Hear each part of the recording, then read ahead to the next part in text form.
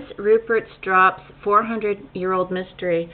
This is going to be a short video of this shape of glass, which is actually powering a lot of smart cell phones and all this stuff. And without this shape, you don't got it. Lovely little drop on Prince Rupert's drop. Other names it's unbreakable when it has this long, stringy tail of the glass. When they take the tail off, then you can shatter it. Isn't that interesting? And doesn't that remind you of a sperm or something like that? Just take a look at Prince Rupert's Drops, 400 years, whatever. Okay? Now watch. He's going to break it. He can't break it.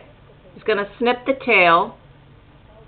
He's going to snip the tail off this thing, which is just glass, and the thing easily breaks. The thing easily breaks. These guys discovered it. Okay? Micro something, graphia, blah, blah, blah. Isn't this fascinating? Now, this is very important, but what's even more important is what I want to tell you is do not allow them to screw up your mind or your memories of the times of the 80s. I'm talking the early 80s, not the latter part of the 80s. I'm talking about precisely 1981, because that's when we had the best haircuts and so on, and the best, everything was just perfect. Just like this thing, which looks like the yin-yang symbol as well, and everything else in nature. Now, do you understand what I'm saying here? Do you understand? Can you grok it? I want you to grok this properly, because in all the TV shows, they're making you remember things incorrectly, whether it's the 70s show or any show that says, oh, let's have an 80s party, and then they just invite drag queens. That's all bullshit.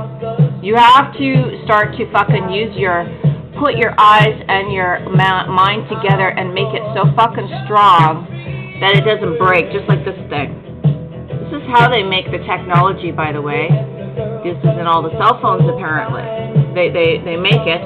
And it's got a tail, and it's got to be thrown into that water. But you just watch this thing. This is amazing. You cut that tail off, and hello, let's not look like everyone's beginnings and origins. Doesn't this look like a sperm? Doesn't that look like a guy? This is nature.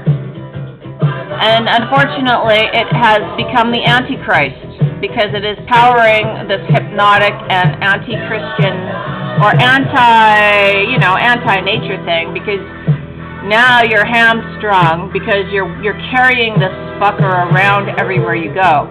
And that's not cool. That is just not cool. Never has been, never will be. So it's revenge of the nerds. They just don't like nature. They can't take it. They cannot take anything that's wriggly or whatever. And yet they're the ultimate creepy crawlies. So do not let them caricature. I know I talk about the 80s a lot, but I want to be very much well understood. Do not let them make fun of it. Do not let them caricature it, or don't let them get away with it. Say, no, that's not how it was. Our hair was not all that one mullet. Our hair was not like so-and-so, whatever. And when these were purposeful subversion. It's called subversion. Subversion means you lower the morale. Lower the morale. Make fun of it.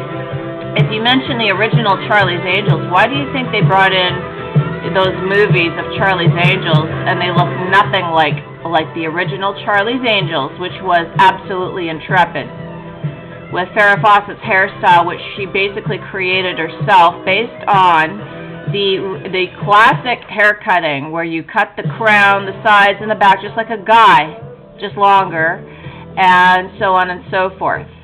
And the way they dressed was very unisex, too. They were able to walk, run at any minute, just like Starsky and Hutch. There was no difference.